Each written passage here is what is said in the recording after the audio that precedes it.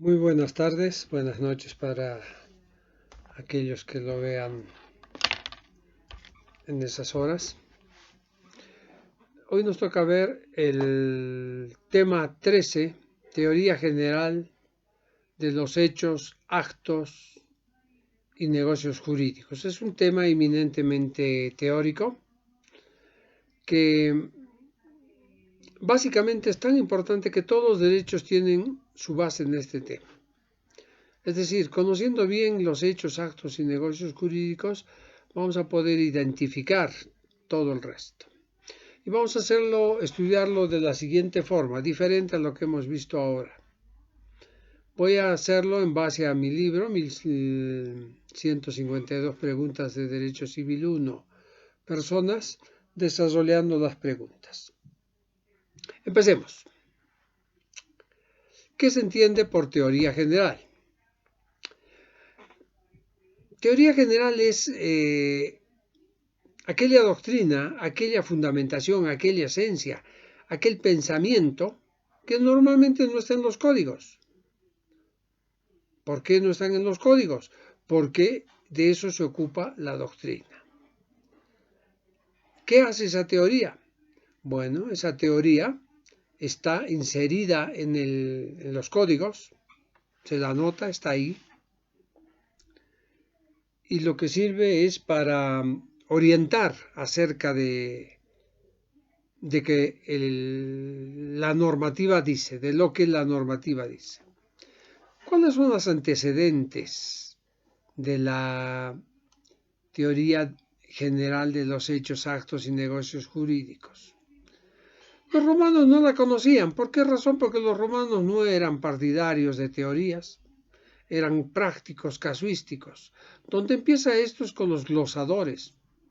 Se desarrolla con los posglosadores y se materializa con los canonistas alemanes.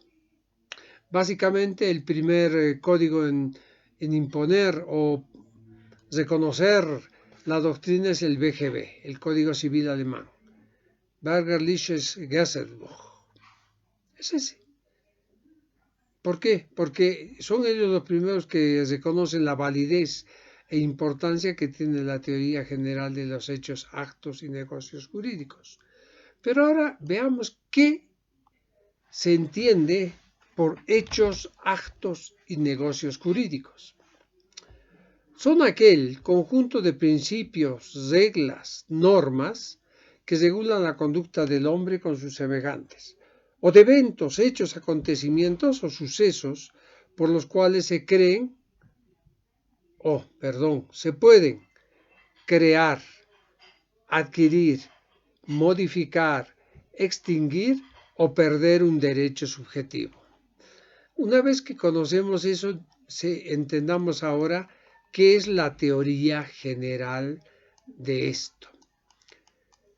Es parte del derecho que estudia los principios, las reglas, las normas que regulan el comportamiento humano y además sus relaciones con otros hombres o acontecimientos, sucesos, eventos que tienen trascendencia jurídica al crear, al adquirir, al modificar, al extinguir o al perder un derecho subjetivo. Esta teoría admite dos variables, la variable independiente y la variable dependiente. ¿Qué es la variable independiente? Esta está plasmada en la conducta del hombre, en el accionar del hombre. Esa conducta, esa actividad y algunas veces la naturaleza de ciertos eventos o acontecimientos producen esta variable dependiente. Por lo menos esta es la explicación metodológica. ¿Y cuál es la variable dependiente? Es que esos hechos, que esa conducta, que esos resultados producen consecuencias, es decir, efectos jurídicos. Esos efectos jurídicos son 5. Son crear, modificar, adquirir, perder o extinguir. ¿Qué derechos? Veamos ahora uno por uno estos efectos. ¿Cuándo un derecho subjetivo se crea? Sencillo, cuando se reúnen todas y cada una de las condiciones que el ordenamiento jurídico exige para la formación de un derecho subjetivo. Este derecho subjetivo antes no tenía un titular. Nace para el sujeto cuando se dan esos requisitos. ¿Cómo se ejemplifica esto? Es sencillo. Cuando una mujer se casa, hace nacer un derecho.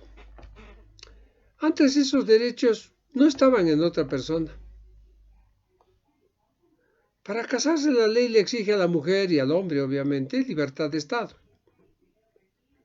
Y una vez que se casa, adquiere uno o varios derechos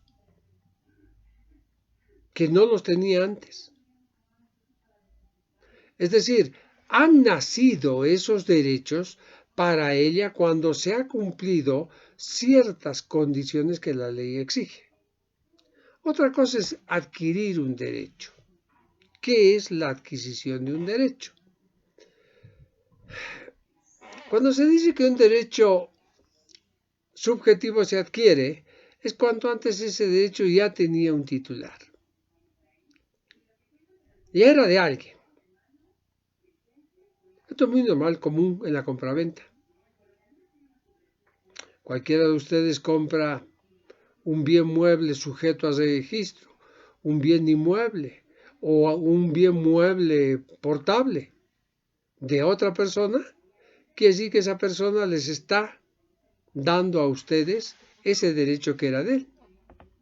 ¿Correcto? Ese auto que le pertenecía ya no es de él, es de ustedes. ¿Cuándo se modifica un derecho? Se modifica cuando se altera, se cambia su contenido, pero no desaparece su identidad. Un derecho subjetivo tiene en determinado momento una forma, pero como producto de ciertas condiciones cambia, tiene otra. El ejemplo claro está en la relación deudor y acreedor. En el momento que nace el crédito del deudor frente al acreedor, el titular tiene cierto derecho, pero definitivamente va cambiando en un espacio de tiempo.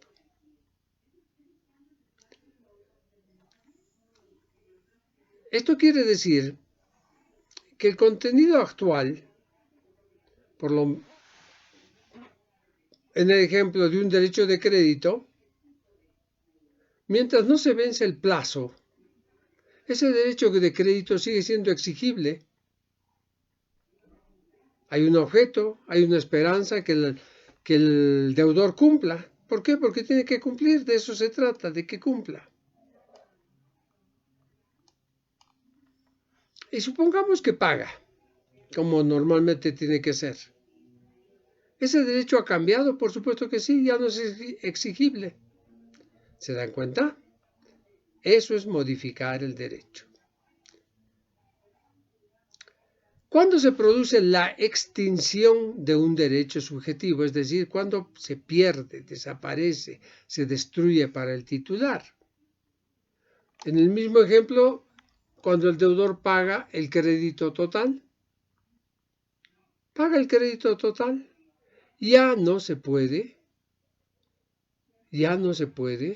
ejercitar la acción de cobro. ¿Por qué razón? Porque ya no hay la obligación. ¿Correcto? El tema es saber cuándo se produce la pérdida de un derecho subjetivo. Un derecho subjetivo no es que se haya extraviado, que se haya extinguido. Se pierde cuando el derecho no ha sido ejercitado. Se perdió el derecho. Lo vamos a ver en obligaciones cuando veamos las obligaciones naturales. Una persona le debe dinero a otra persona y no lo cobra por determinado tiempo. La ley presume de que no le interesaba cobrar y en aras de la seguridad jurídica de la paz social le hace perder ese derecho, pierde la acción. ¿Correcto? Entonces, como conclusiones, Los actos, hechos y negocios jurídicos tienen que ver con el comportamiento humano, con la actividad humana, pero también tienen que ver con fenómenos o hechos que se dan en la naturaleza. He ahí la primera conclusión. La segunda conclusión, las consecuencias. Hemos llamado los efectos jurídicos. Crear, adquirir, modificar, extinguir o perder un derecho subjetivo. Por supuesto que sí. De todo eso se ocupa la teoría general de los hechos, actos y negocios jurídicos. ¿Cómo se divide esta teoría general? Normalmente la doctrina lo dividió en tres puntos de vista. Uno, hechos jurídicos, actos jurídicos y negocios jurídicos. Definamos qué es el hecho jurídico. En la escuela francesa se define como todo acontecimiento, evento o suceso que produce un efecto jurídico, ya sea por la conducta humana o por fenómenos de la naturaleza. La escuela francesa dividía a los hechos jurídicos en dos grandes categorías. Hechos materiales o ajurídicos y hechos jurídicos. ¿Qué eran o qué son los hechos materiales o ajurídicos? Son acontecimientos, eventos, sucesos producidos por el hombre o por la naturaleza que no producen consecuencias jurídicas. Por lo tanto, son irrelevantes. Aquí entra todo lo relativo a las reglas de trato social. Son eventos, actitudes, destrezas, comportamientos. No tienen trascendencia para el mundo del derecho. No le interesa. También fenómenos de la naturaleza. Puede estar lloviendo en este mismo momento en cualquier región de Bolivia, pero eso no causa absolutamente ningún efecto jurídico, ¿no es cierto? Cae la luna. Hay un eclipse de luna, cae una estrella. ¿Qué efecto jurídico puede producir? Ninguno. ¿Crece un árbol en el campo? Ninguno. ¿Qué son los hechos jurídicos? Son los hechos que producen consecuencias, efectos. Los ajurídicos no tenían consecuencias y los jurídicos sí tienen consecuencias. ¿Cómo divide los hechos jurídicos la escuela francesa? Los hechos jurídicos. La escuela francesa lo dividía en dos. Hechos jurídicos naturales y hechos jurídicos humanos o voluntarios. Veamos qué son los hechos jurídicos naturales o involuntarios. Son eventos, sucesos producidos por la naturaleza que producen importantes efectos jurídicos. ¿Cuál es el evento fundamental de la naturaleza que provoca efectos jurídicos? La pregunta es buena, la respuesta es mejor. El tiempo. Por el tiempo una persona nace, por el tiempo muere. Una persona en determinado día celebra un contrato para pagarlo en otro determinado día. Son los lapsos de tiempo. ¿Qué son los hechos jurídicos humanos o voluntarios? Son aquellos eventos, sucesos producidos por el comportamiento activo o pasivo, por acción u omisión de un sujeto o de varios que producen consecuencias jurídicas. Aquí estos hechos ya producen consecuencias. Por eso le interesan al derecho. ¿Cómo dividía la escuela jurídica francesa, la clásica, a estos hechos jurídicos humanos o voluntarios? Le daba dos categorías: hechos jurídicos propiamente dichos y actos jurídicos. Entendamos primero qué es el hecho jurídico propiamente dicho. Es aquel acontecimiento producido por las personas pero sin la intención de producir un efecto. Hay un comportamiento, hay actividad humana, pero el resultado no es buscado, no es deseado. Ejemplo, para eso vamos a acudir a los hermanos Masó. El taxista provoca un accidente. ¿Tiene consecuencias jurídicas? Por supuesto que sí, pero jamás hubo esa intención. No buscó, ¿correcto? La escuela clásica entendía que una persona podía tener un hecho, podía ejecutar algún hecho y causar con eso efectos jurídicos, pero sin buscarlo. El ejemplo de una persona que hace daño a otra. Están peleando. No quiere hacerle daño, están discutiendo. Lo empuja y el otro se rompe algo. ¿Hay efectos? Por supuesto que sí. Por supuesto que sí. ¿Qué es el acto jurídico para la escuela francesa, para la clásica?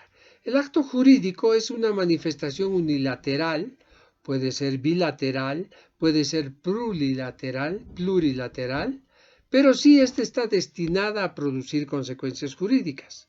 Dicho de otra manera, ya se conoce o se está buscando el efecto, ya se sabe cuál es el efecto que se está buscando.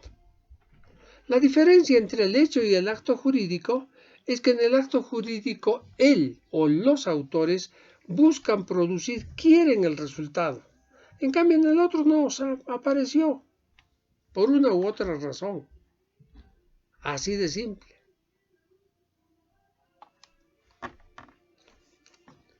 Hecho jurídico en la escuela alemana e italiana.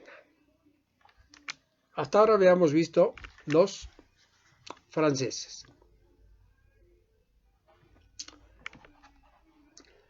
Los alemanes e italianos se preguntan si la escuela francesa aclara la génesis, el origen.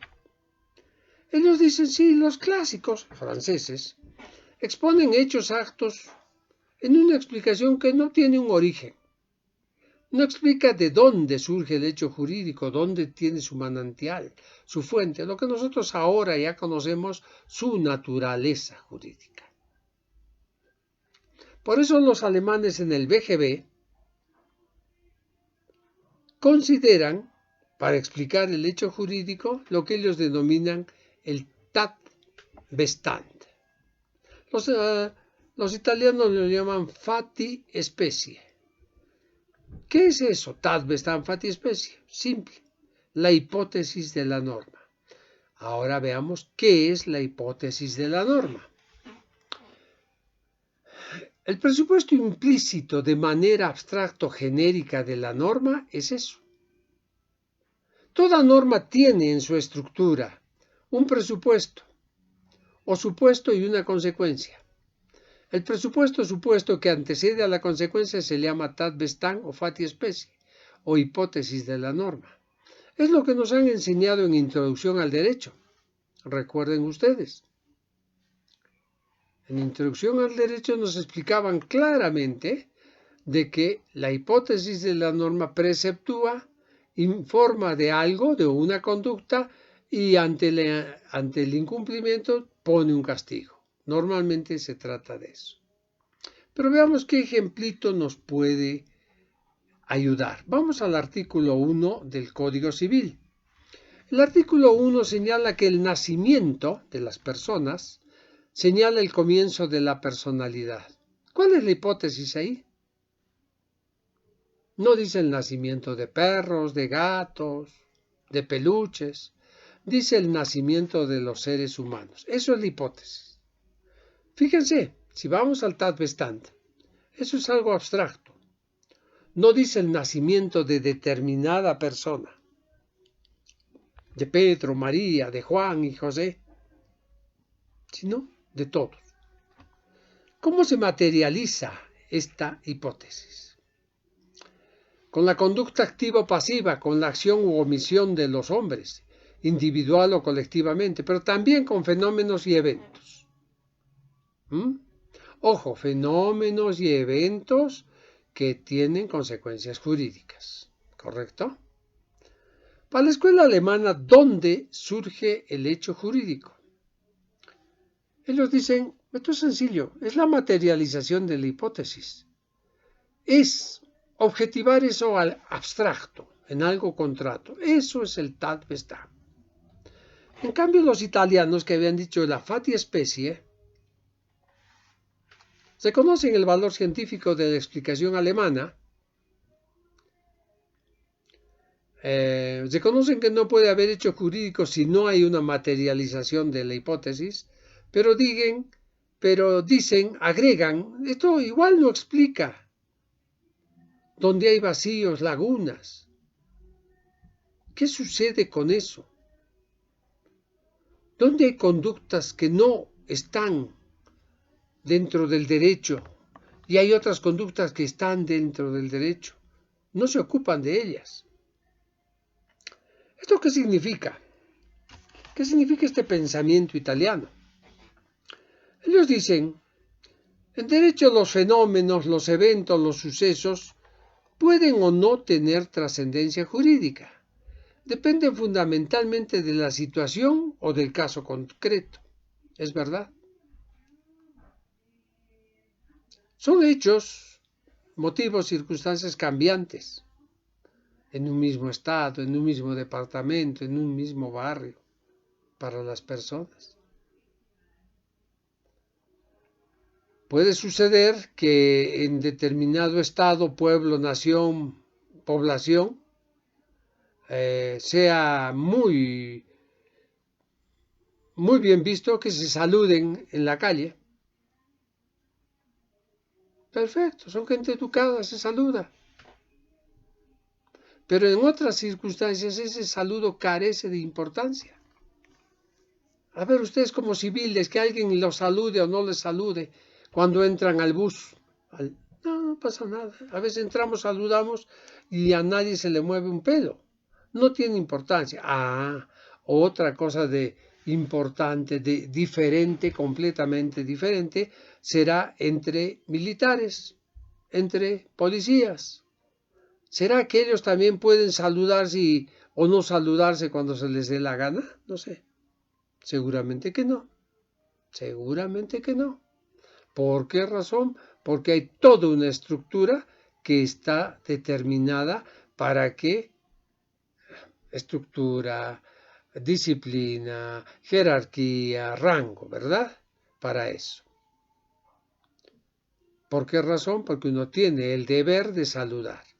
No solo por educación, sino por una especie de disciplina, por una especie de principio de autoridad que hay que respetar. ¿Qué implica esto? Esto implica que en el derecho los fenómenos no se explican como en las ciencias naturales, como en el campo de los objetos ideales. En el campo de los fenómenos físicos hay una causa y un efecto. Nada puede haber sin una causa. Dicho de otra manera, no hay efecto sin causa. Todo tiene un antecedente. Eso no varía. Pero en el derecho no. En el derecho puede no pasar eso. Puede no pasar eso. Nuestras verdades, nuestras realidades, consecuencias, alteraciones son diferentes. Son completamente diferentes. Hay personas que pueden entenderlo de otra forma, ¿correcto? Entonces, la fenomenología jurídica es diferente entre las personas. ¿Cómo explica la doctrina alemana la diferencia entre hecho y acto jurídico? A ver, cuando hay un hecho jurídico producido por la naturaleza o el comportamiento humano, que no entre en la categoría de acto jurídico, no se le puede exigir al autor de ese hecho la prueba. Ejemplo, un robo, el ladrón no deja constancia, es un hecho.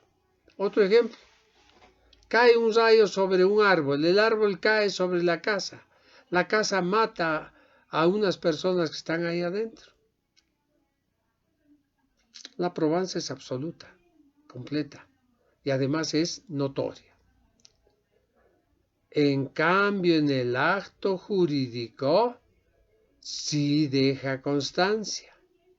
El hecho jurídico se puede probar por todos los medios de prueba.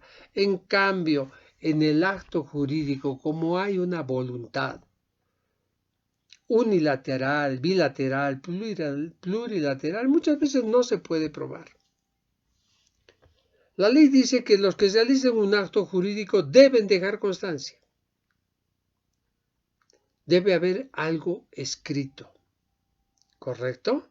Aquí se aplica el precepto romano, ¿no? Verba volant, scripta manent. Las palabras vuelan, los escritos quedan.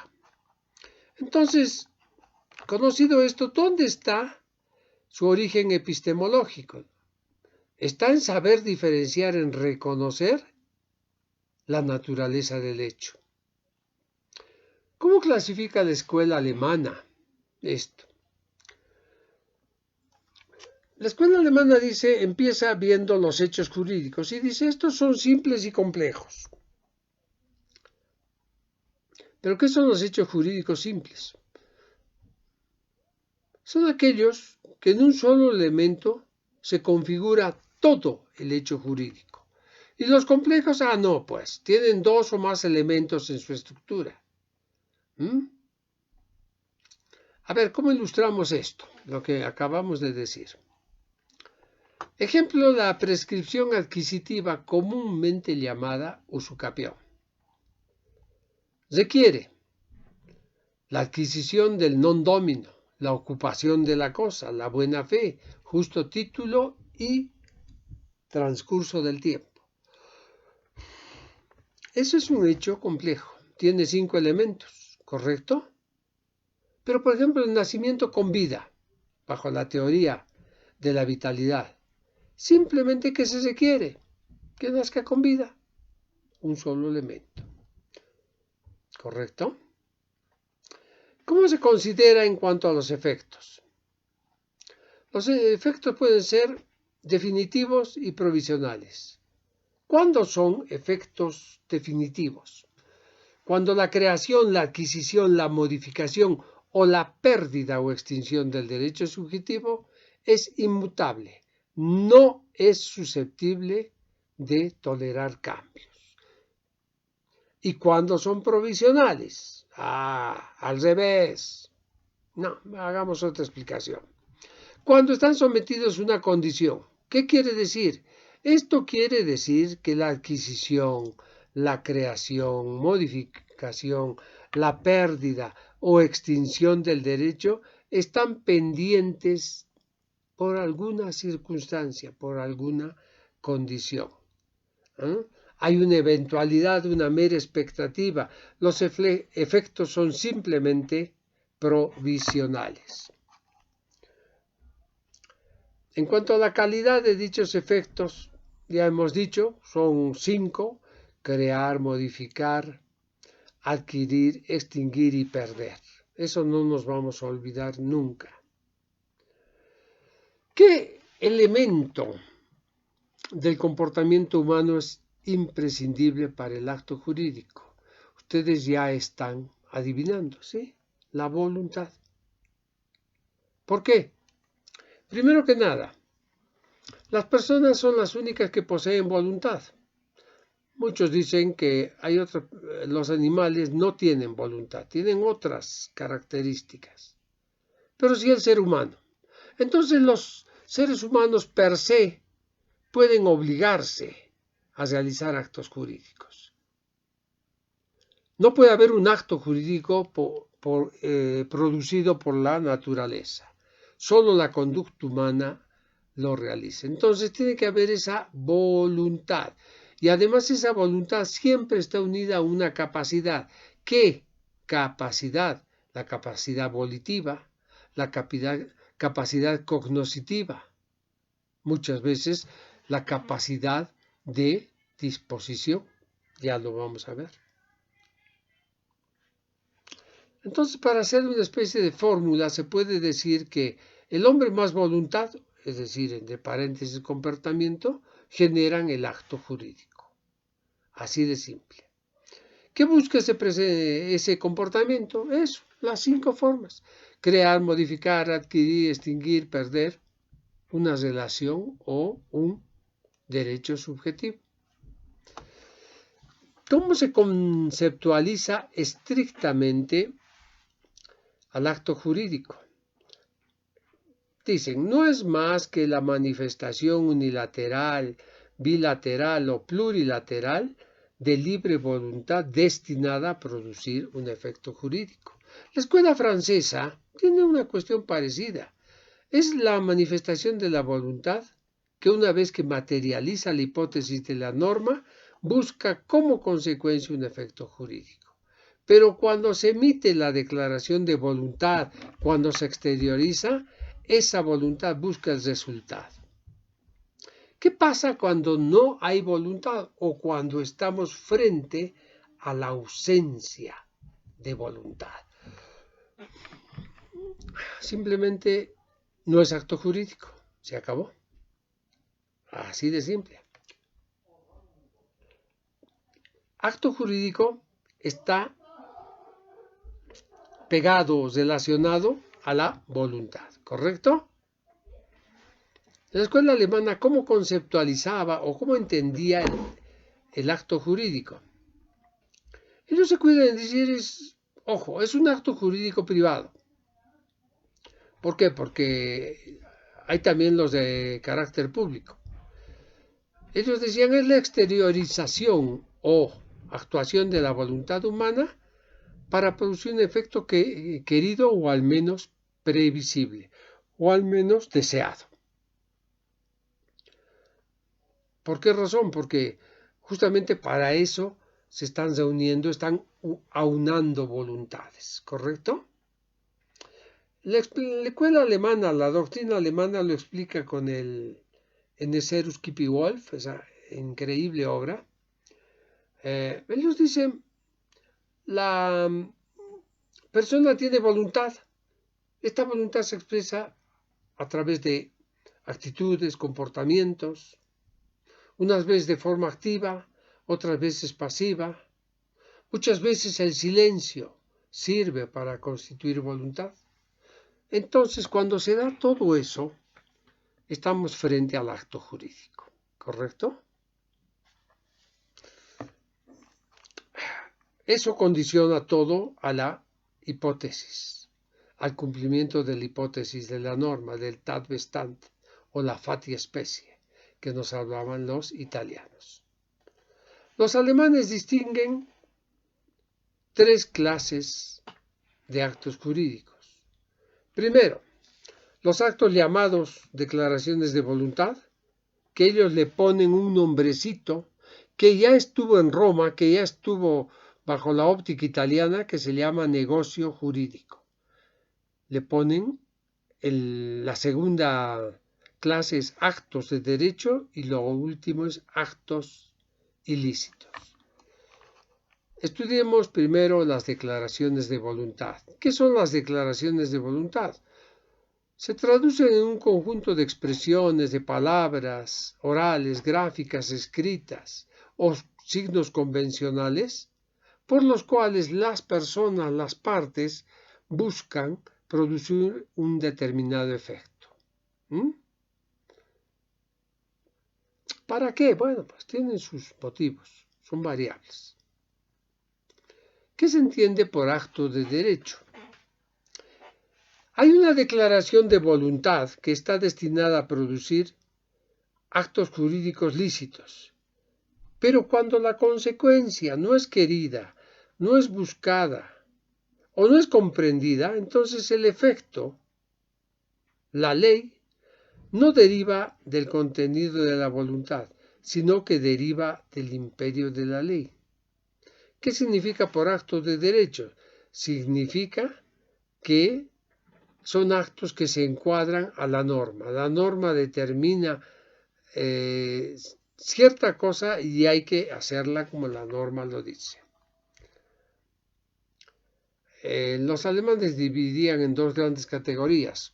Una, declaraciones de voluntad semejantes a los negocios jurídicos y actos reales.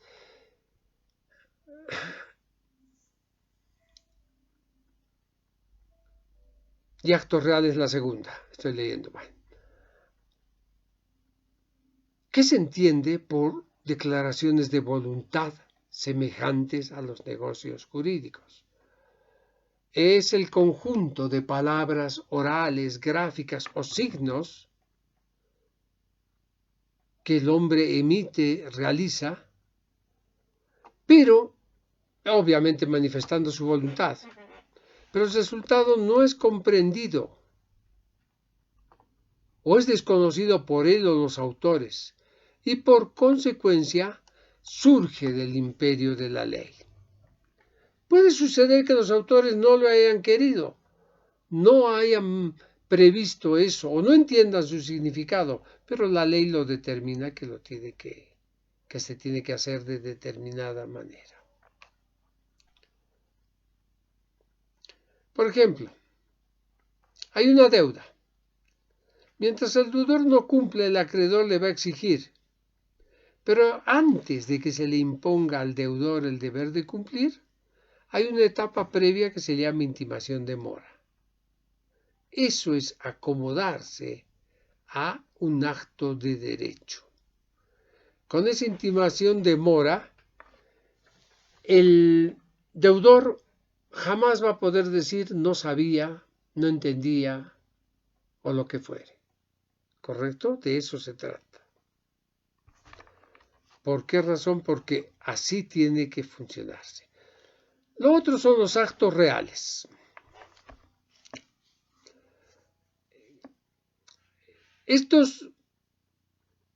En estos no hay una declaración de voluntad, no hay un conjunto de palabras, hay un comportamiento y un resultado. Por eso se llama acto real. Hay una representación real del resultado, una realización material. No es un negocio jurídico, es un acto jurídico. A ver, ¿cómo conceptualizamos esto? ¿Cómo entendemos? ¿O qué ejemplo nos sirve?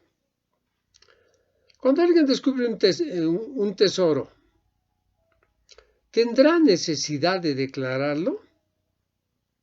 Normalmente no. Lo hace suyo y listo. Eso es un acto real. Cuando alguien caza, va a cazar, va de caza con Z, no realiza palabras, actuaciones, no deja detallado una bitácora de caza. Nada, va a cazar y punto. Hay una actividad, ¿correcto? ¿Qué es lo que atrapa? Un ave, un res nullius, no era de nadie, inmediatamente lo hace suyo. Caza un venado, por decirlo así, o lo que fuera, y lo hace suyo, ¿no?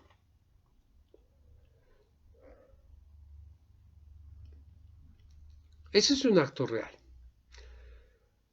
Los alemanes también introducen la doctrina de los actos ilícitos. En el BGB estoy hablando. Sabemos perfectamente que los romanos lo conocían. La tercera categoría para la doctrina alemana están los actos ilícitos. Aquí hay una actuación, declaración, comportamiento humano, positivo o negativo, pero que causa daño a terceros. Por lo tanto, las consecuencias son contrarias a sus intereses. ¿Se dan cuenta? Todo aquel, eso está en el 984, que cause daño está obligado a... Claro que sí. Hay varias subespecies que la escuela alemana distingue.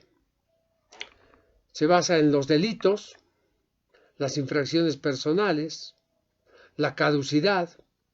La caducidad es la pérdida de un derecho.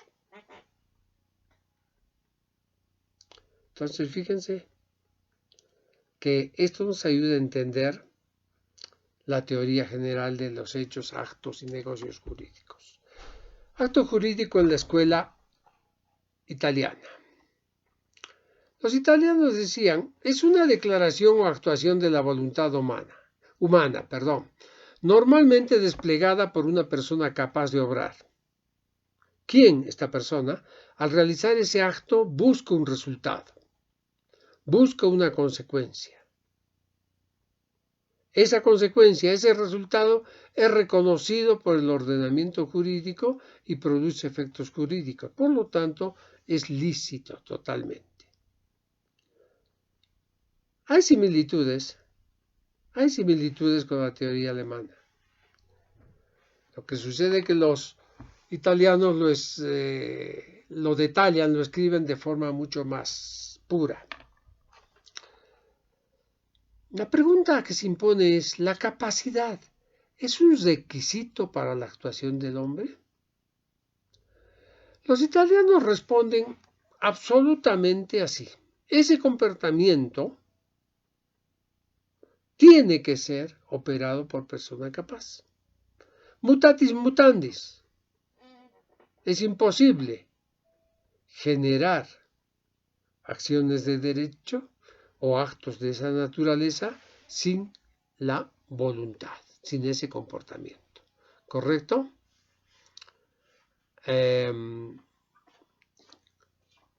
Los alemanes y los italianos coinciden en que es cierto, es fundamental que haya en la actuación humana absolutamente una participación pensante consciente. Todo lo que no es actuación humana no es acto jurídico, dicen ellos. Definitivamente esa actuación humana está condicionada. Claro que sí. Está condicionada a un montón de situaciones. Primero que nada, deseos, voluntades. Los seres humanos se mueven todos por los mismos intereses. No, para nada. Para nada. En esta etapa de pandemia hay gente que no quiere salir a la calle por nada, se cuida muchísimo. Y hay otros que sí, salen aún los días que no les es permitido. ¿Cómo clasifica los actos jurídicos la escuela italiana? Declaración de voluntad o negocio jurídico. Esto nos está demostrando que el negocio jurídico es una subespecie mucho más particular del hecho jurídico. Primero se vio el hecho jurídico, que es el género, luego una especie más grande, que es el acto, luego una especie particular, que es el negocio jurídico. Entonces, ¿qué es el negocio jurídico? ¿Cómo se entiende al negocio jurídico? El negocio jurídico se traduce necesariamente en un conjunto de palabras orales, gráficas, por lo cual un individuo hace saber a otro que quiere algo, que busca algo. La escuela alemana dice, tiene que haber concordancia entre una posición y otra. Acá no. Acá lo que busca esta teoría es el resultado. El resultado. Si los resultados que buscan son de orden económico, ya la escuela italiana está conforme. Así de simple. ¿Por qué razón? Porque los actos jurídicos normalmente, no exclusivamente, son de patrimonialidad, ¿correcto? Es la primera categoría. La segunda categoría es que están buscando desarrollar un efecto real. ¿Qué es esto de efecto real? Habíamos visto ya algo de esto. Avancemos un poquito más en este sentido. La escuela alemana la llamaba actos real, ¿se acuerdan? Son aquellos en los cuales no hay declaración de voluntad, no hay un conjunto de palabras, pero hay un comportamiento dirigido a la obtención de un resultado, de una representación, de una materialidad. El ejemplo, la percepción de frutos, la especificación, la mezcla, la conmicción, la ocupación, el descubrimiento de tesoros, son actos reales. Hay que entenderlos de esa forma, son actos reales. ¿Qué son los actos de derecho en sentido estricto? Son las declaraciones de voluntad. El presupuesto del acto está en la declaración de la voluntad, pero el efecto surge del imperio de la ley. Ojo, no hay que entender, aquí no es que no se manifieste un comportamiento, que no haya voluntad. Hay comportamiento, hay voluntad. Pero el resultado, la consecución de los efectos, normalmente los da la ley. Ejemplo, el contrato de mandato. El mandante le da a su mandatario normalmente la facultad de efectuar una serie de actos. Puede hacerlo. Pero la ley ya le está poniendo al mandatario ciertas obligaciones que tiene que cumplir. ¿Correcto? A eso se refiere. ¿Qué son las declaraciones de voluntad unilaterales de ciencia o de verdad? La declaración, la emisión de un conjunto de palabras orales o gráficas que no se hacen en beneficio propio. ¿Qué significa esto? Significa que normalmente son manifestaciones de un arte, un conocimiento y una técnica. A ver, para que entiendan bien, un perito balístico va a poder determinar con sus estudios la trayectoria de la bala,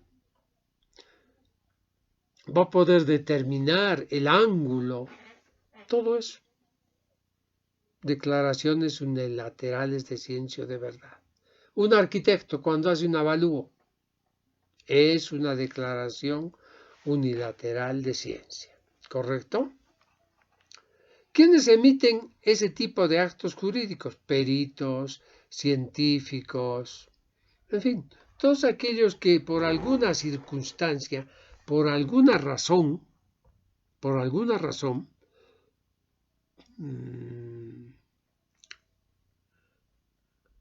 se les pide su opinión y esa opinión es valorada y produce efectos jurídicos. Veamos bien el negocio jurídico. Punto 3, negocio jurídico.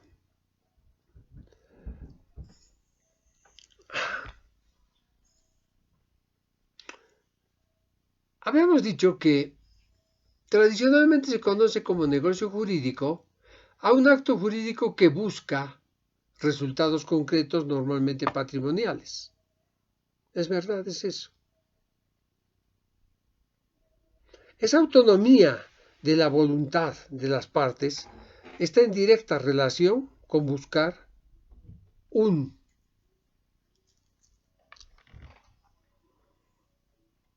efecto jurídico económico.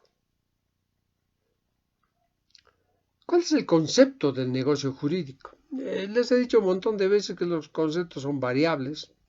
Cada uno de nosotros tenemos el nuestro.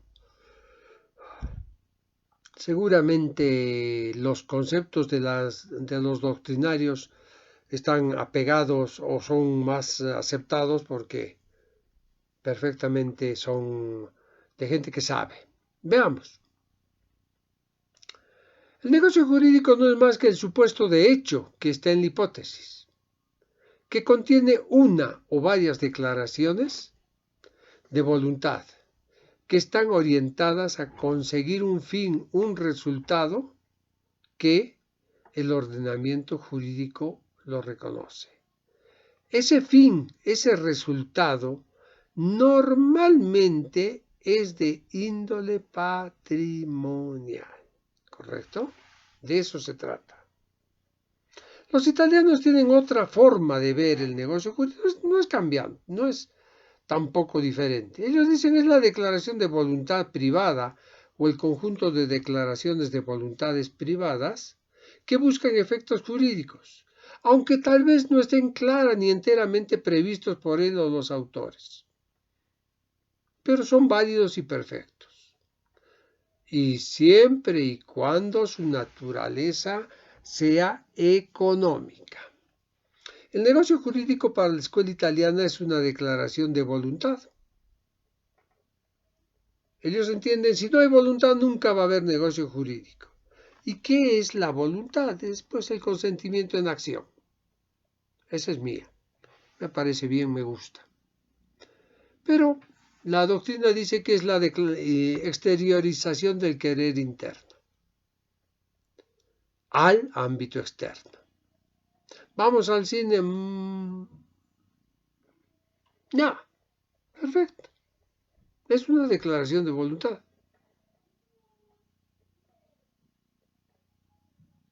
Positiva en este caso. Podría decir, no, ni loco, no puedo, tengo que trabajar, no quiero contagiarme, o lo que fuere. ¿Se dan cuenta? ¿Cómo se diferencia este concepto de negocio jurídico entre los italianos con los alemanes? Primera diferencia. La escuela alemana exigía la concordancia entre el contenido de la declaración y el resultado obtenido. Los italianos dicen no, puede no haber estado previsto. Simplemente puede haber sido considerado en una parte y no en todas las partes. Así que no puede haber esa condición. ¿Mm? Bueno, disculpa, vuelve a hacer frío. El ejemplo está en la compraventa. ¿Qué buscan las partes? Uno, transferir la propiedad y el otro, recibir un dinero. Puede suceder que el comprador conozca que además tiene derecho a la evicción, al saneamiento, a los vicios ocultos, a la acción redivitoria, pero puede no saberlo.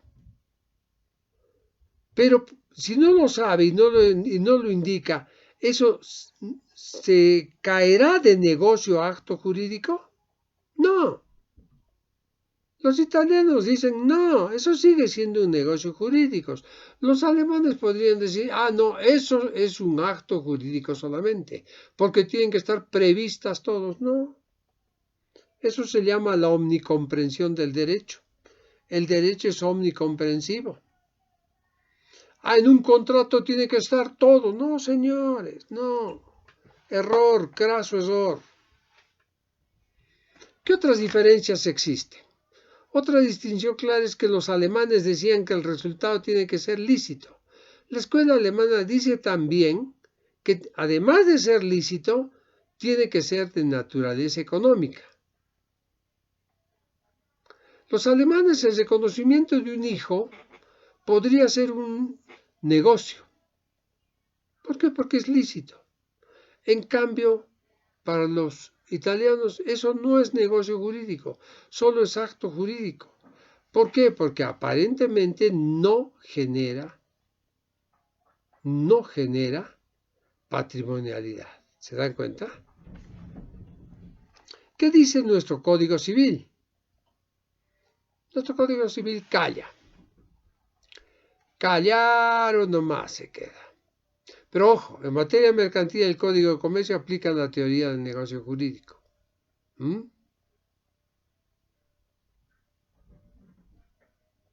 Obviamente, se ve una declaración bajo la escuela italiana, pero normalmente está determinado en el Código de Comercio. ¿Qué otra diferencia se encuentra? Otra de las grandes diferencias es que para la escuela alemana la fuente de donde surgía el negocio jurídico era únicamente la voluntad. Los italianos dicen no es solo la voluntad, aquí hay tres partes, voluntad, la ley y efectos reflejos. Ahora vamos a ver, efectos reflejos. La voluntad es el consentimiento en acción, yo lo llamo, o la exteriorización de un querer. La ley, la norma por su propio.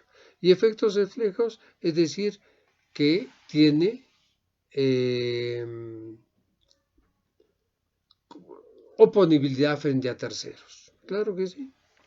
Si A y B, en una compraventa uno adquiere el derecho propietario de una casa y el otro adquiere el dinero que ha pedido por ella, ese A y B excluyen a todo el resto, ¿correcto? A todo el resto. Los terceros son penitus extraneis. Clasificación de los actos o los negocios jurídicos. Los actos jurídicos o negocios jurídicos, bajo una y otra escuela, se clasifican desde diversos puntos de vista. Primero, según el número de voluntades. Según estos son unilaterales, bilaterales o plurilaterales. Veamos qué es el acto o negocio jurídico unilateral. La respuesta es aquel que para tener nacimiento, vigencia y eficacia requiere la declaración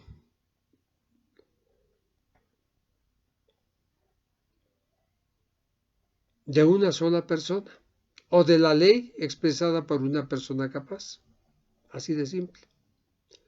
Por ejemplo, el testamento, el reconocimiento de hijos, posesión, intimación de mora, ratificación, impugnación. Fíjense, acto o negocio jurídico unilateral.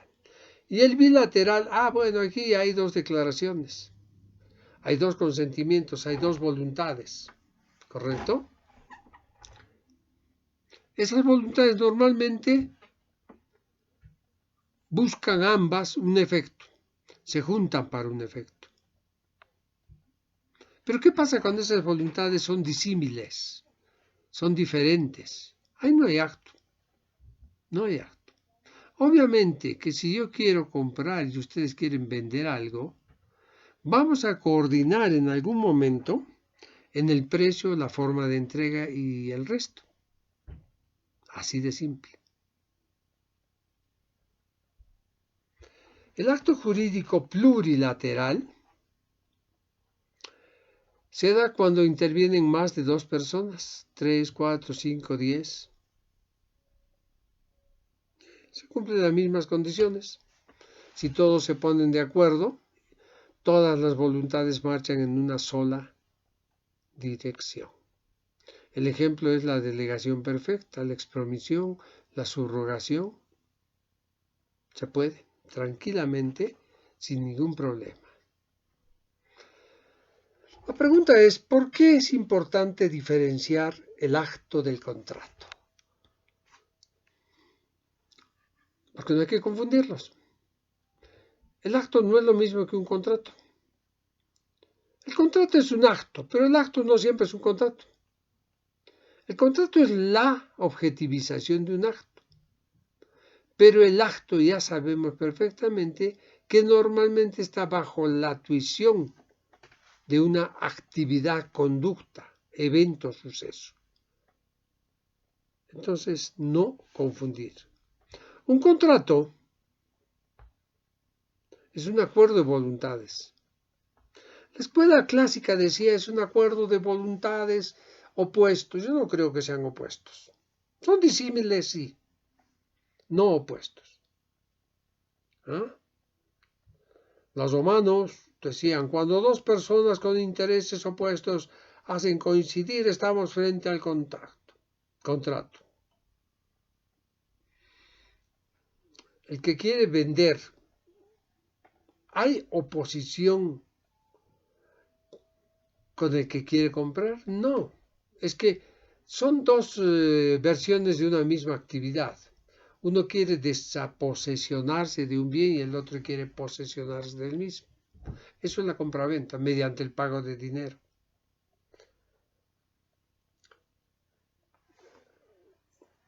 El contrato normalmente surge de un acto mucho más grande llamado convención.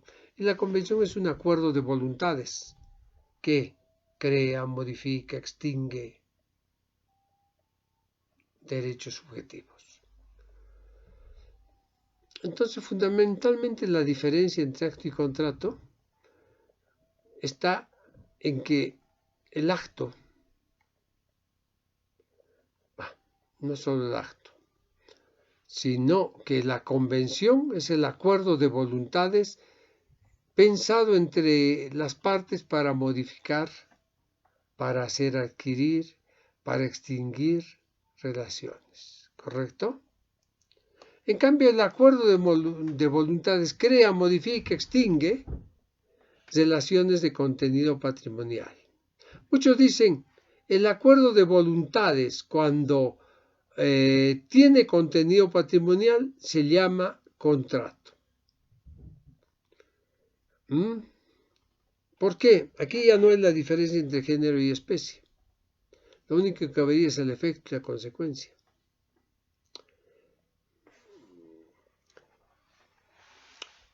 ¿Qué son los actos jurídicos unilaterales recepticios?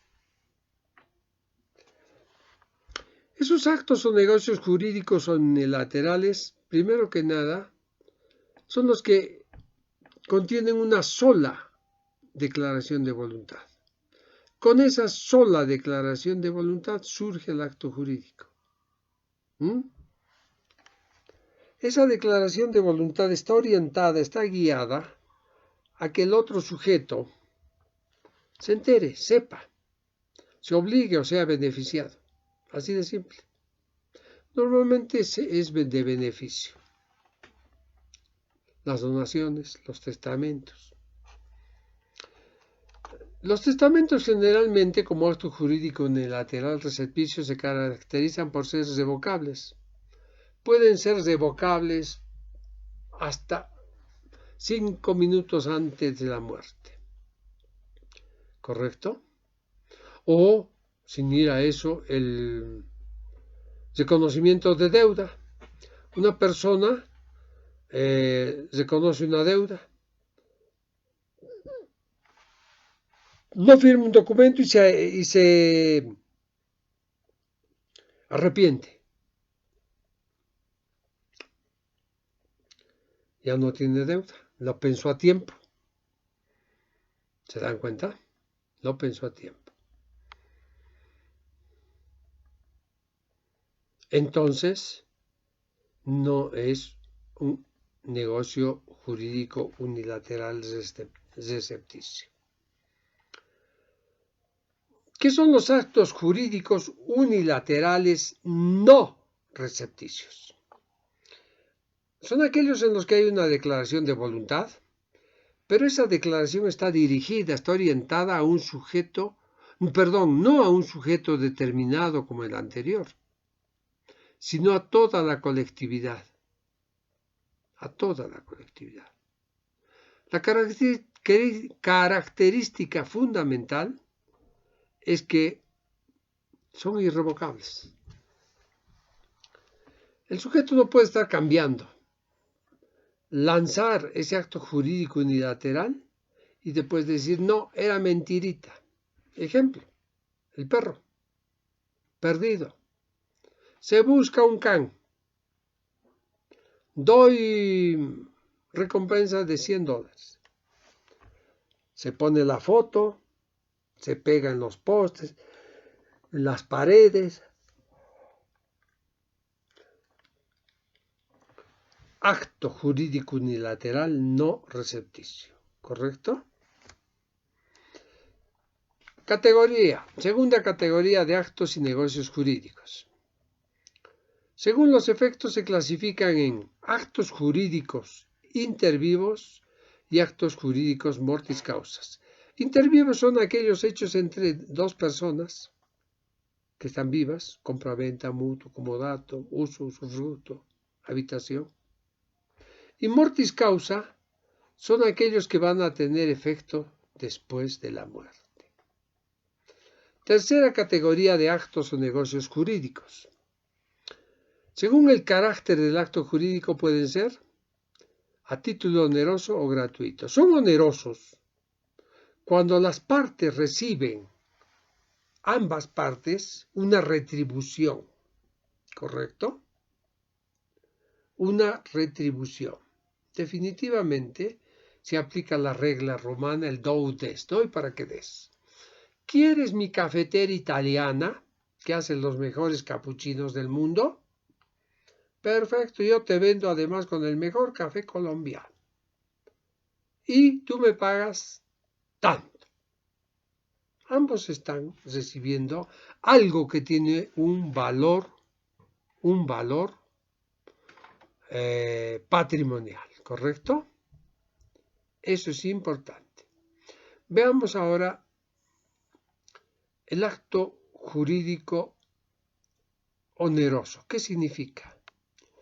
Vuelvo a decir, es hacer coincidir voluntades no opuestas. Yo no creo que sean opuestas. En esto disiento con muchos autores, sino simplemente disímiles. Ambos hacen sacrificios, por supuesto que sí. Uno está perdiendo una cantidad de dinero y otro está perdiendo un bien. ¿Correcto?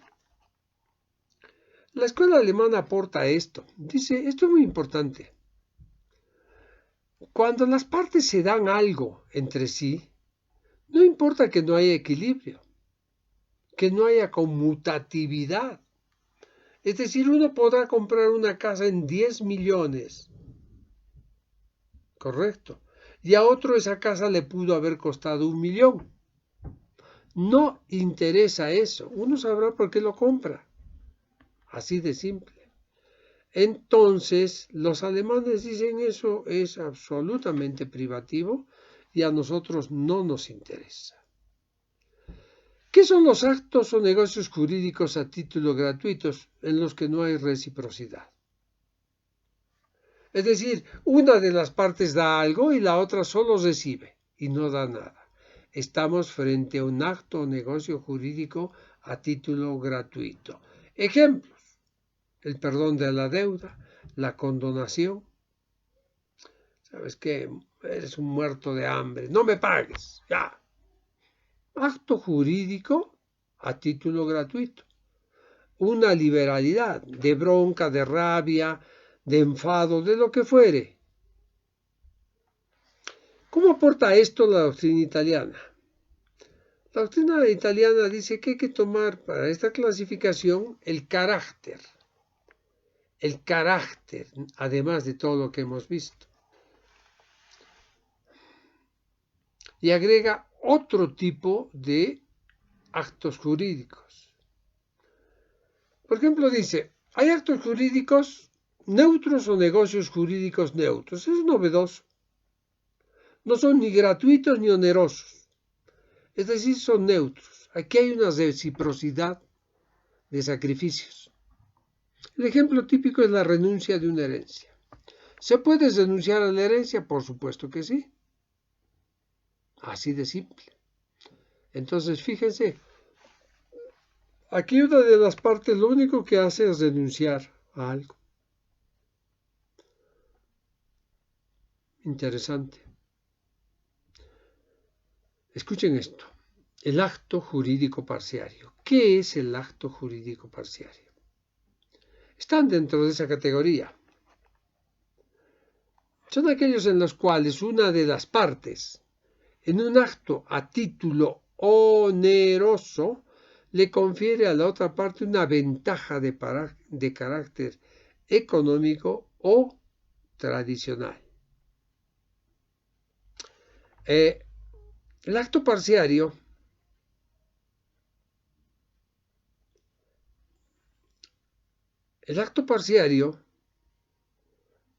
una de las partes le da ventaja a otra,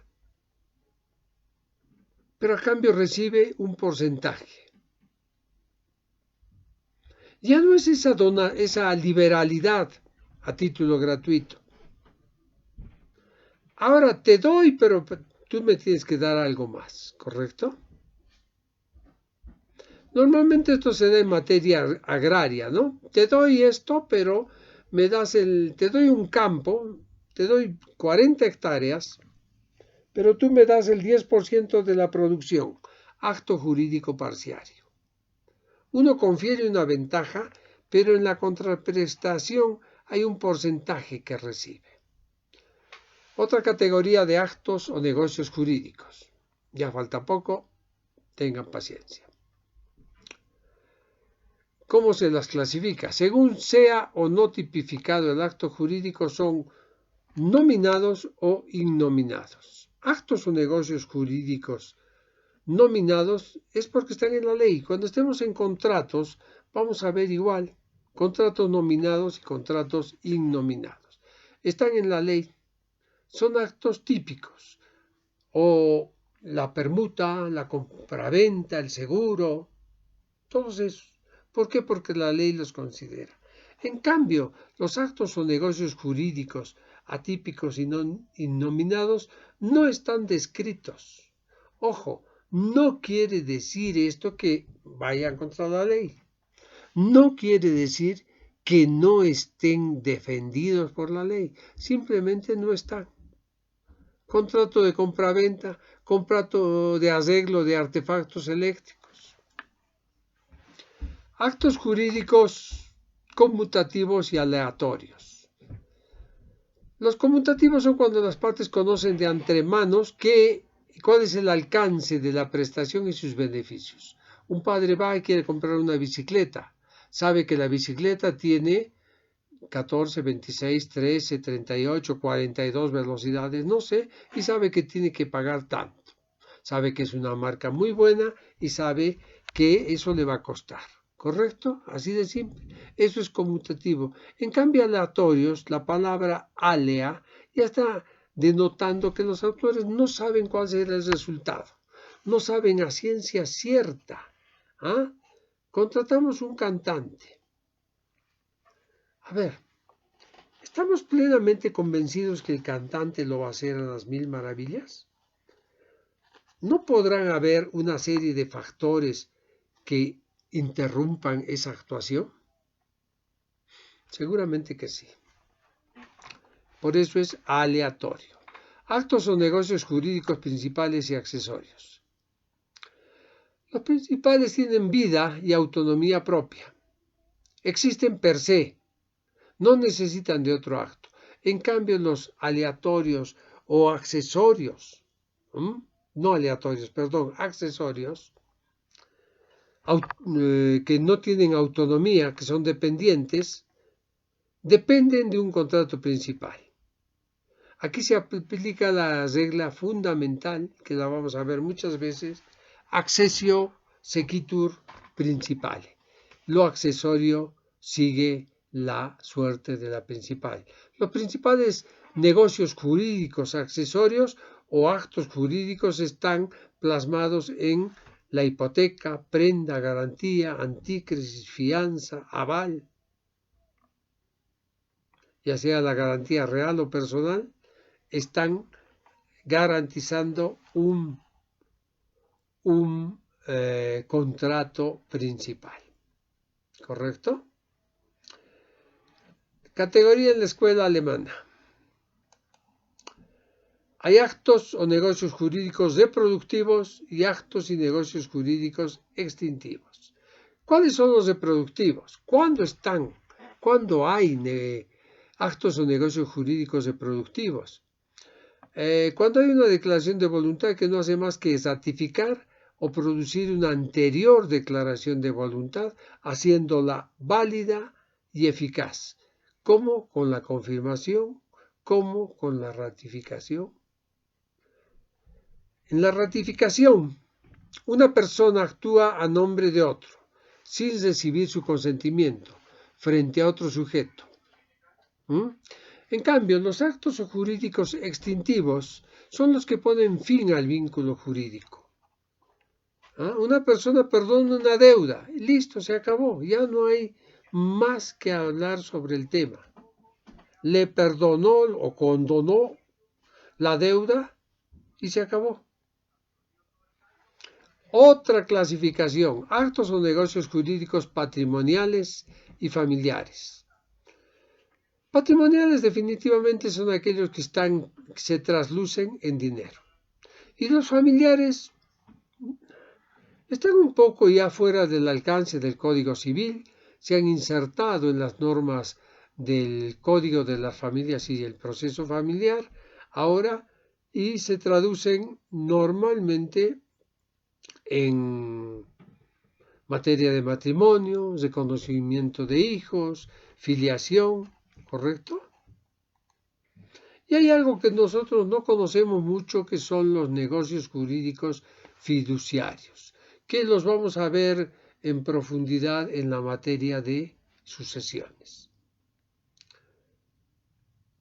Para ir terminando, veamos un poquito antes de llegar a la fiducia, actos o negocios jurídicos fiduciarios. Son aquellos en los que un sujeto, el sujeto activo, al realizar el acto jurídico, produce efectos más allá de lo pretendido. El leasing en materia comercial. Saben ustedes que el leasing es un arrendamiento. Es un arrendamiento, pero un arrendamiento especial por lo cual un sujeto tiene un acto de administración. El negocio de leasing y este arrendamiento puede llevar a una compraventa. ¿Sí? Por supuesto que sí. Entonces, fíjense que este acto fiduciario empieza de una forma y puede terminar en otra. ¿Correcto? Por eso se llama acto o negocio jurídico fiduciario. Y con esto hemos terminado el tema 13. El tema 14 viene inmediatamente después de este video en una edición completamente independiente. Permiso para volver enseguida.